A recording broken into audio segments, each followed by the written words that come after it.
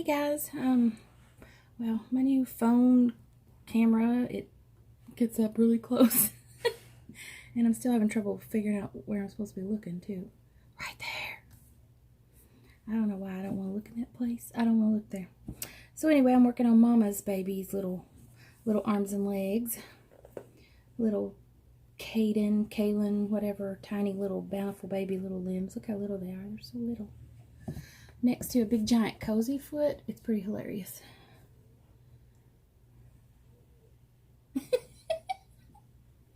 And Cozy's not like huge, but compared to these little tiny feet, she is. But these are really cute little teeny toesies, all curled over. So anyway, I'm working on those so I can get Mama's little baby fixed up. I think I'm just going to go ahead and put veins on her little limbs, and then we'll model over top. I don't know. I think I do something different every time I paint a baby. I just mix it up, and I'm pretty random. I don't ever do it the same way twice. Because, you know, if I change it up a little, it may work better that time. So I tend to switch it around. My son got to do something fun this weekend. My middle child, he got to go to this thing called Scarefest. And it's, let's see what I need. Vein blue is what I'm using. And it's this sort of like a Comic-Con convention, but it's a scary convention.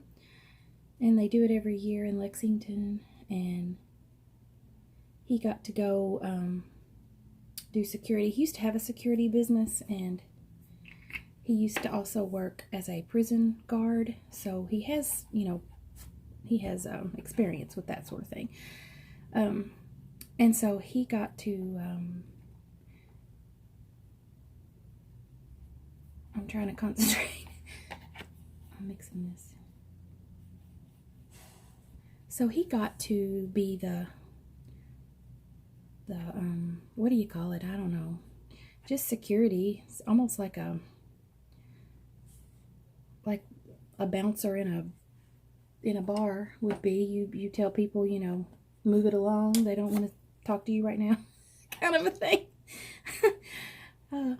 But he had so much fun. He was there, I think it was 3 days. He got to do it, you know, over the weekend, Friday, Saturday, Sunday. And I don't know if y'all are, I know all of you aren't scary movies, but thank y'all for the people who did comment. He got to be with Elvira, Mistress of the Dark, Cassandra Peterson. Is that her name? Peterson? Anyway, I'm sorry if I said the wrong name. Cassandra Peters, maybe. I can't remember, but anyway, she's played Elvira, Mistress of the Dark. So he got to be with her for about 4 hours one of the days.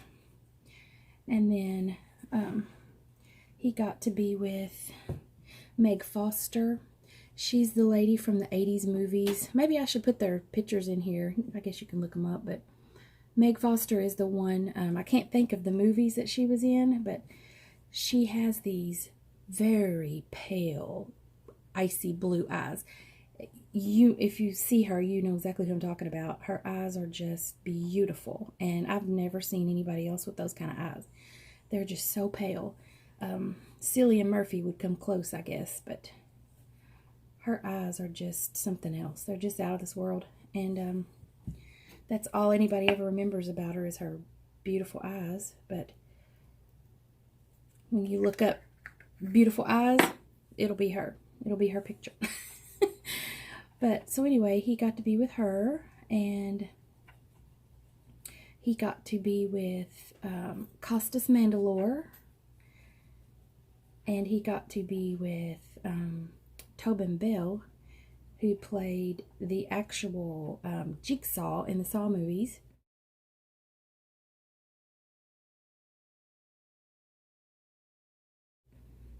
He really got along with him pretty good, and they asked for him to be with them the second day also. So that was pretty awesome. I'm so glad he got to do that. He had so much fun. And, you know, they're not allowed to ask, like, hey, I want an autograph. You know, they're not allowed to ask because they're there to work. But they did end up giving him anyway. I don't know if they gave everybody, but they gave him an autographed, pretty cool picture. And then Tobin Bell actually gave him a saw blade that has his face halfway here and halfway jigsaw. And he signed it. And I thought that was so nice of him. It was really nice of him.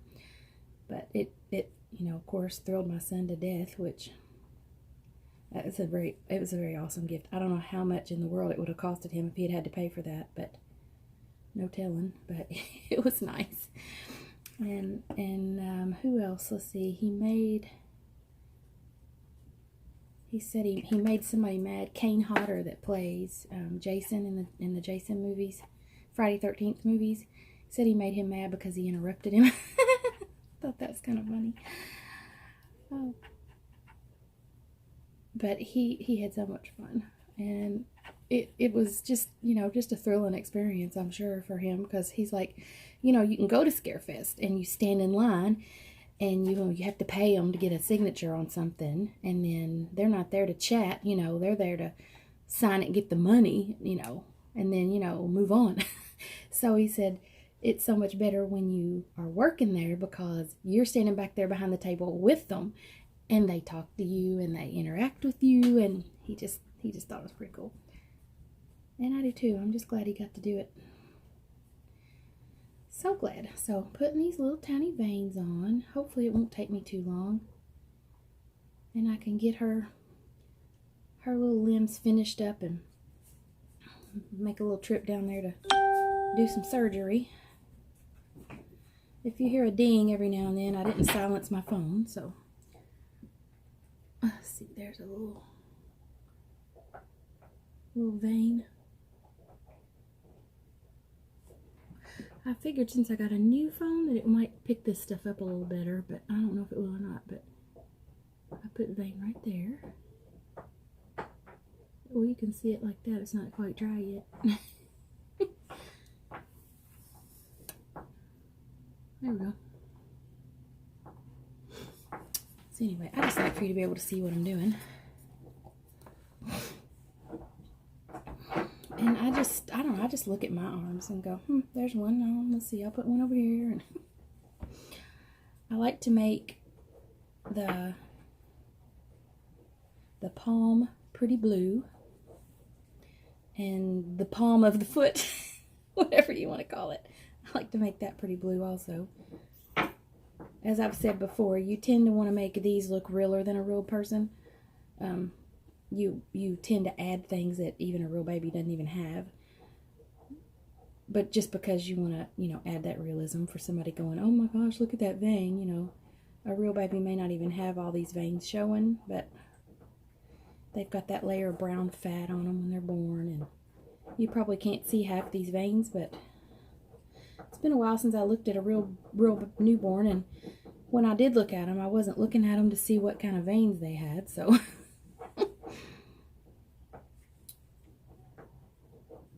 So I just put a few and just, you know, just a little something here and there for somebody to notice and make it have a little bit more realism.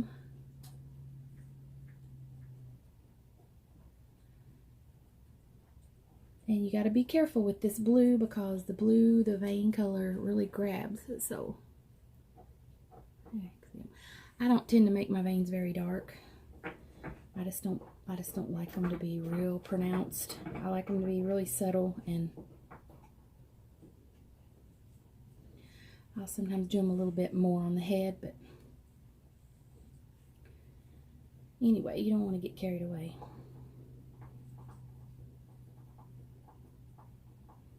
Just a few. And you tend to have a cluster. I'm telling you, I'm going to get rid of that light right there. You tend to have a cluster. It's very cloudy today, so you can't see much. Right here, you tend to have a cluster of blue right there. And you know, you got quite a few right here. Most people do. So that's where I tend to kind of concentrate them on the arm. And I'll put, you know, one or two around. I don't do too much though. And just mainly fade out the ends, because the stopping and starting, you don't want to see that. You want it to fade out into nothing.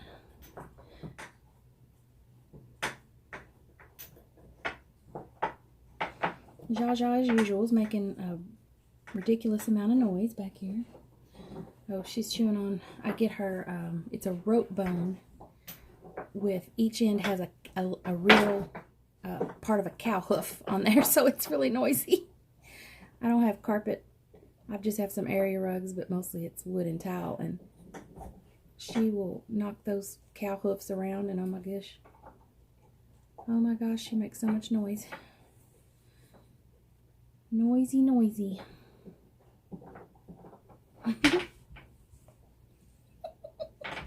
Do these little arms, because they're not going to take very long. They're just little and so little and cute. I can't wait to see them on her, because if you've seen the Anna Moulton sculpt, you know those are little. She's got some little Fred Flintstone feet, and I always felt like her little legs were just a little bit too fat, too big for her body. So Mama said she hadn't noticed that, because she thinks she's perfect. She hadn't noticed that at all. So I'm like, well, I always thought they were just a little bit too fat, but we're going to put some littler ones on there, and I think she'll be happier once we get them on there, because they're pretty cute.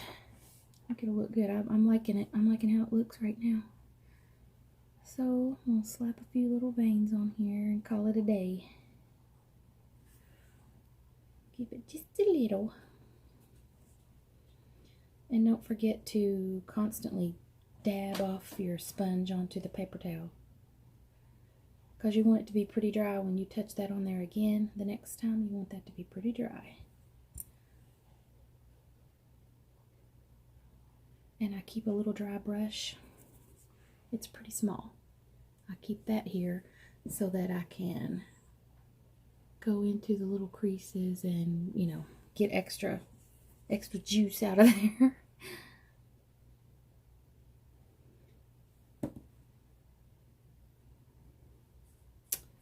Love it.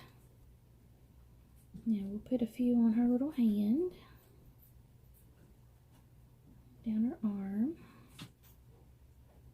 You just want it to just fade out into nothing, because that vein took a dive down under some more flesh, and that's why you don't see the ends. And that adds to the realism also.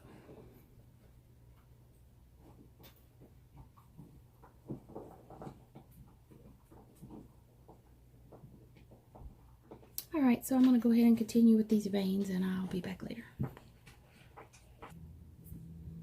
Okay, so I got the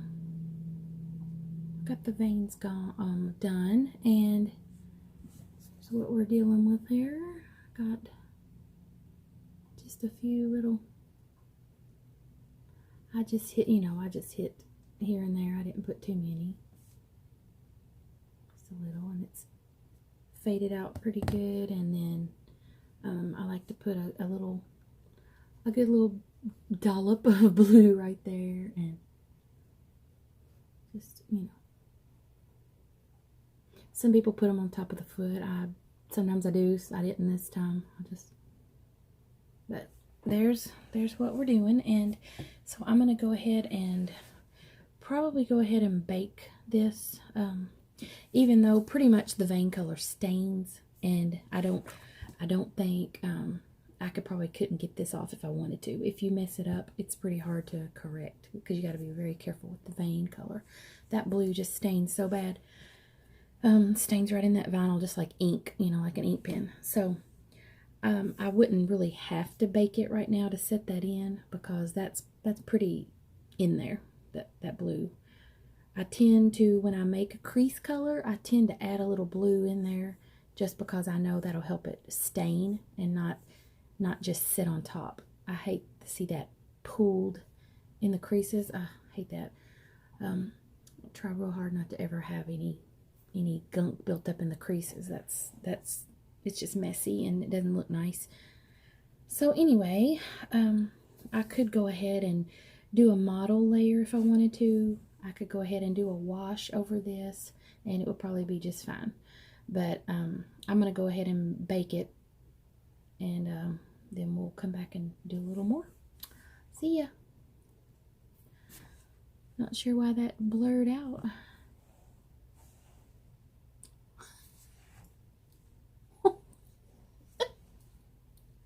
You know I can't see now. So I'm constantly like, well, am I seeing this or is it blurry? Plus it's a new phone, so I don't know what the heck I'm doing. Anyway, let me finish these limbs. Going crazy.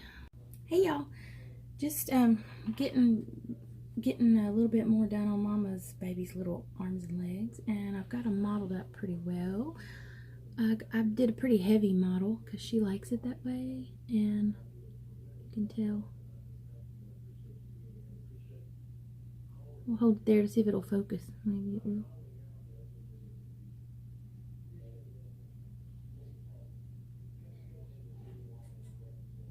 But they're pretty spotted up, and they're starting to look really good.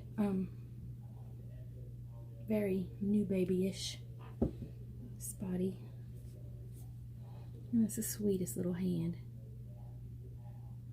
It's cute. I love it.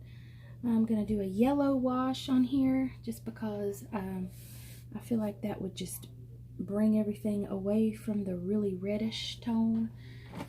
Knock it back just a little bit because I don't want it to look too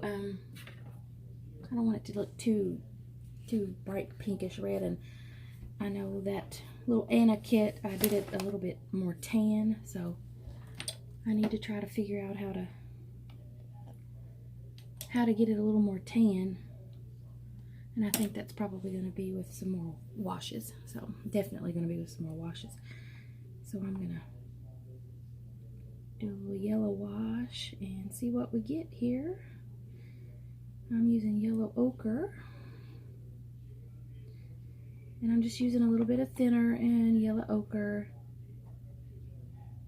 and testing it on the paper towel to see what color I'm getting. I like that, pretty good. And with a wash, you just basically paint it on and sponge it off. That's what you do. So,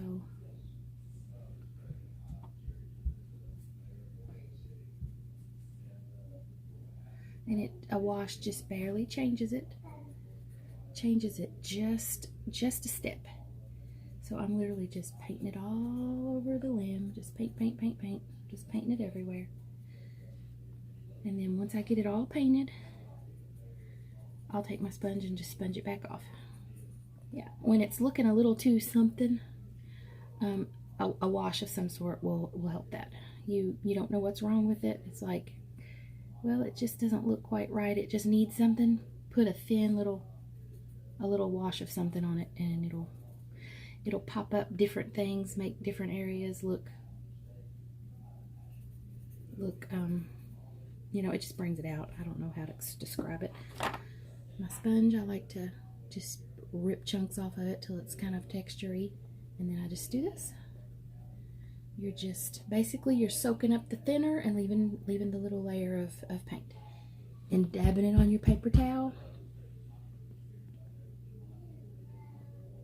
and that keeps you from leaving that white cloudy look that happens when you have too much. Oh, Kennedy's coming to show me something. Let's see what this is going to be.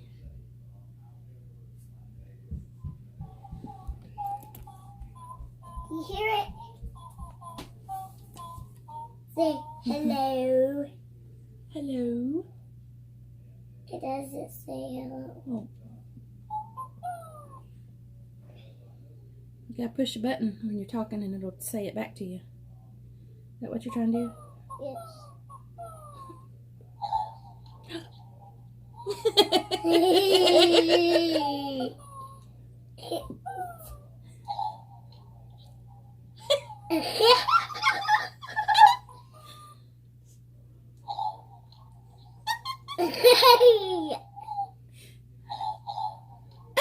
Is that Popo or me?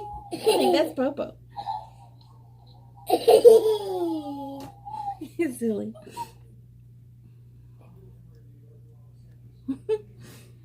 Oh, silly, silly, silly. Okay, this one has yellow. This one does not. You see, it's a very, very subtle difference.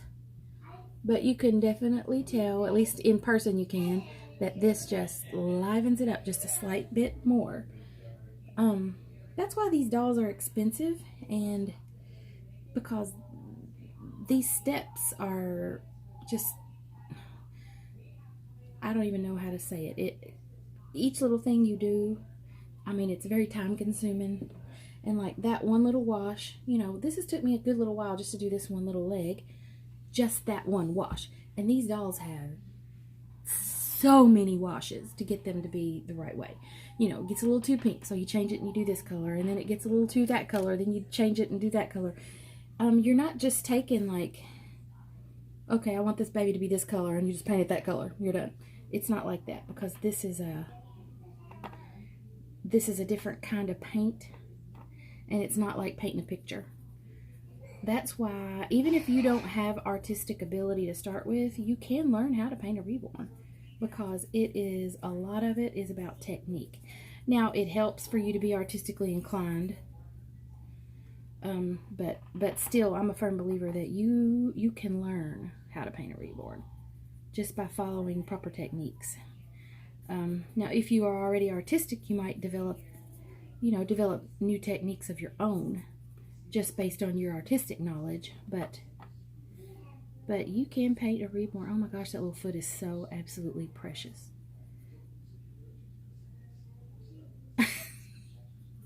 So sweet. I just love painting these dolls when I'm in the mood. Jaja, are you ready to eat, Miss Lady? Are you ready to eat? Are you hungry? Huh? Are you ready? I got your food. Oh, that's a good girl. There you go.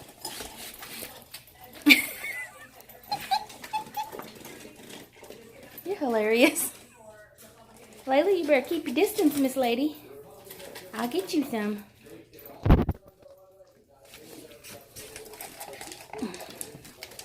Have to feed her in a muffin tin to keep her from eating so fast, because she wolfs it down. Haha, pun intended. Hey y'all, so on my way to work, and I thought I would just yap for a little bit. I've got my camera set up here. I think it'll stay, I'm not sure, we'll see. This will be our test run to see whether it falls in my face or not. Just gonna tell you about this app. One of my family members on Facebook, we were chatting, and she told me about this app called Family Tree, and it's free. I have an Android phone, so for me it was just a free, from the Play Store, and I got it, and it is so cool. I've never been that interested in genealogy. I know a lot of people, it's like their hobby, but I just haven't been all that interested in it. But there were a few people that, just once in a while things run through your head and you think, who was that person? And I was just asking a question if anybody knew who this person was. And so from us talking, she looked up some people for me, and I was so intrigued that she could look it up on this app and tell me so much about people. So I was like, well, hey, what is that app? Let me get in on that. So it's called Family Tree, and it's part of something called Family Search, and it's sort of like one of those Ancestry.com kind of things, genealogy, and it's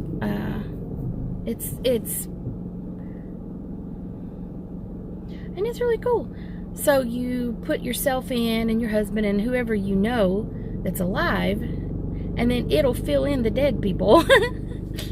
Anybody deceased, it'll self-populate other parts of your family, and then you can go in and add other things too. You can add details, you can go in and you can add little funny stories about that person, little memories of stuff that things you remember that you did with that person. It's really neat. You can add pictures to it, and it's like a little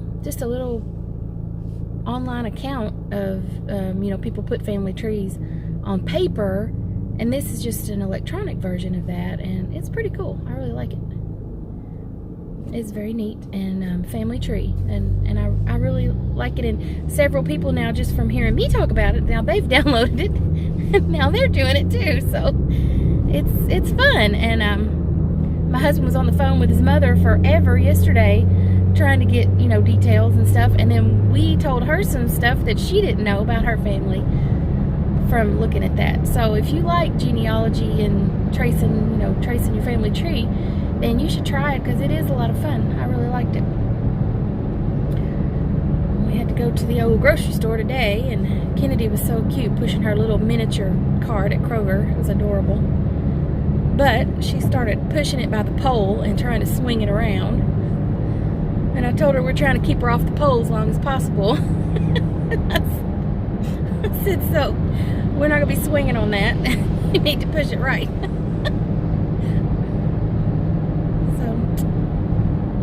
We eventually got through the grocery store without her running over anybody by some miracle. But, you know, you get those sourpusses that walk past like you've got to be tolerant of little children. And if they didn't want the little children pushing the little tiny carts, they should not have them at the store. So, well, that's a cool looking sickle. Oh my gosh, that was cool. It was silver and school bus yellow, and he has on some suede fringe boots up to his knees, fringe on top. He was a pretty cool looking dude. Okay, I like those boots, man. I wonder where he got them. I need me a pair. Not necessarily for a man, but I guess that's what he wants to wear. He definitely won't get his leg burnt by the muffler or whatever. So anyway, back to my rant about Kroger. So if you don't want to possibly encounter a little kid pushing a little cart, then I guess don't go to Kroger, because Kroger has those little miniature carts, and I think they're cute, and you know, the little kids are pushing them around, and I don't see any problem with it. And I held on to one end just to make sure she didn't like plow into somebody. So I was sensible. And she was mad. She didn't want me touching it, you know. She kept taking my hand off the cart and putting it back on my cart. It's like, listen. Just listen. If you're not going to push it right, then yes, I'm going to help you. And she was just running into stuff because it's only her like second time of trying to push the little cart. So she kept running into things. But she got the hang of it by the time we were about ready to leave.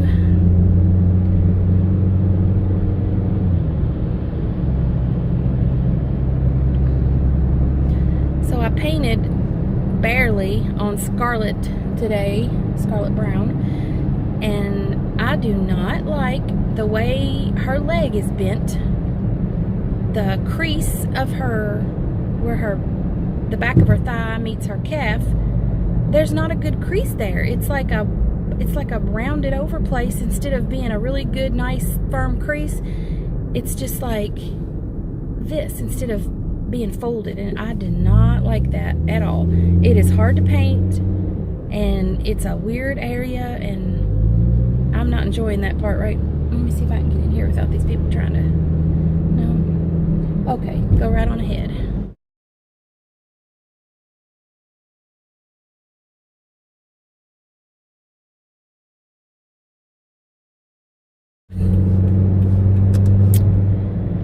Whew. So anyway, that crease it's difficult to paint, and creases are the bane of my existence anyway. I hate doing creases most of the time, and I'm having trouble with that little fold up her leg. So I'm getting ready to do creases, and then when I got to that first leg I picked up, I was like, oh my Lord, I don't feel like doing creases today. Not full with that. I do not want to fool with that. So I just put it down and said forget it. Maybe I'll do it tomorrow, but today I was not in the mood. So I'm really looking forward to that new Halloween movie. It comes out October 19th, I believe. I don't remember the name of it. I should have looked it up. But Jamie Lee Curtis is in it, and we did see the previews. And my husband tried to make me watch another preview that he got on his phone, and I was like, no, I don't want to watch no previews. I don't like watching previews at all, because I usually, if they come on, I don't pay attention to them, because I don't want to be having it ruined. Because like the movie The Conjuring, there's a spot where these claps come out of nowhere. That's all I'm going to say, in case you never saw the movie. And I knew that was coming because I saw it on the preview. And I'm like, so it wasn't near as effective, which it still did scare the crap out of me, but it wasn't nearly as effective as it could have been if they hadn't put that on the preview. I know they wanna do some good parts to make people want to come see the movie, but it would be so much better to me if you did not ruin the whole movie by putting the good parts on the preview. And I've been to some movies before that they put something on the preview that wasn't in the movie. Like, it got cut out later, I guess. And like the thing on the preview never even showed up in the movie. So that's irritating as well. I don't know. I'm just an irritable old lady, I find, lately. And just everything irritates me. I need to really work extra hard on trying not to be irritated by every little teeny tiny detail of life. So far, I'm not having much luck. Who else is in menopause that just literally hates everything and everybody? Anybody else? Whew, I went back on my keto. So far, for breakfast every day, which Kennedy, I mean, she would disown me if I didn't make her eggs every day. So, funny thing, yesterday my husband took her out for breakfast before I got out of the bed. They went and got, I don't know what they got, some kind of hash brown thing at Dairy Queen, I think, and she wouldn't eat it. And when I got up, she ate my eggs, of course. She just likes them. You'd think that would have been a nice treat for her, but I do. Usually it's always eggs and bacon and ham and cheese. And usually we put salsa in it, but if we don't put salsa in it, sometimes we'll put sugar-free syrup on top of it, and that's pretty good too. But usually I'll ask her, do you want salsa? And she always says yes. She likes it that way. And, you know, a little salt and pepper, and you're good to go. So she really likes my eggs, and we make that every morning for breakfast. And then, and you know, I vary. Sometimes I use Swiss cheese, sometimes I use this depends, you know, and I use Colby Jack, and just, you know, it changes up the flavor a little bit. When you do keto, there's a lot you can eat, but you do kind of get sick of eating the same thing. So it's good when you can at least vary the kinds of cheese. But keto diet is really easy to stick to, just because you can get full, and I don't get hungry at all when I'm on keto. Like, almost never have a time where I'm going, oh, I'm hungry. Just don't. Because you're eating things that have a lot of fat and protein, and it's got a satiety. You know, you don't get as hungry. You feel satisfied. So, drinking a whole lot of water. I've actually got a half-gallon milk jug in my bag with water, and I just know that I have to drink 2 of those a day, and I got my gallon of water. So that's the easiest way for me to make sure I drink it, because I cannot keep track of how many little bottles I drink. Plus, I feel like I'm not killing the environment by all those little water bottles. And I'm reusing a milk jug. So, look at me recycling. So, that's what I do. And I'm thinking that something on my lens, I don't know if this is coming across very well, but I can't see any of them. If this is blurry, I apologize. So anyway, that's what we eat for breakfast, and then I usually don't eat again till around 5 o'clock or something. Sometimes it's later than that. But today I ate some yogurt, and you can have full-fat plain yogurt, and then I put sugar-free stuff in it. I put sugar-free caramel ice cream syrup in it, and sometimes I use the green kind of Splenda that's got erythritol in it and stevia. And let me tell you, that stuff is delicious. It is delicious. It's way better than the other kind of Splenda. It's very much sweeter than the other kind. Like, I used to put 5 in my coffee, and with this kind I only put 3. So it's sweeter. And I like the Tirani sugar-free syrups and stuff. And if you're interested in the keto diet, watch the video on YouTube, Butter Makes Your Pants Fall Off. And that guy explains it, and he's been doing it for a long time. He lost a crap ton of weight, and now you'd never know that he used to be a fat guy. I mean, you just never know. He's very thin. Butter Bob is what they call him. And you know, you can eat real butter, real mayonnaise, fat ranch dressing, and people think, you know, it's impossible that you can lose weight, but you sure do. You don't eat carbs. You can't have anything sugary, no flour, rice, pasta, grains, almost no fruits because they're full of carbs. Because they have natural sugar, but it's still sugar, and your body still perceives it as, you know, sugar. You can have berries and broccoli and cabbage and those kind of vegetables. No potatoes, for goodness sake. But you know, there's lists everywhere for you to look up the foods you can and can't have. And some people can have dairy and some people can't. It just depends on how your body reacts to it. Some people, it won't let you lose weight if you eat too much dairy, and other people, they're fine with it. So I have hypothyroidism, and I'm also old lady in menopause, so all my hormones are out of whack, and I have a hard time losing, but I do eventually lose. It's just that I have such a problem with stress that about the time I start losing a little bit, something stressful happens, and then I start eating again. Sugar, sugar, sugar, carb, carb, carb. I want French fries, and you know, I wish I could get out of that cycle, but I'm like a crackhead is what I always say. It's like I can just really, really sympathize with these people who are hooked on crack and trying to kick the habit, because it's really rough trying to kick French fries and just, you know, because, you know, if you don't need crack to live, so once you quit it, you don't have to have it, but food, you still have to keep on eating, you know. So it's all about making good choices, and I don't always make good ones, so y'all pray for me. That'd be a good thing for you to do. Well, I'm almost at work, so I'm going to end it here, and thank you for driving to work with me.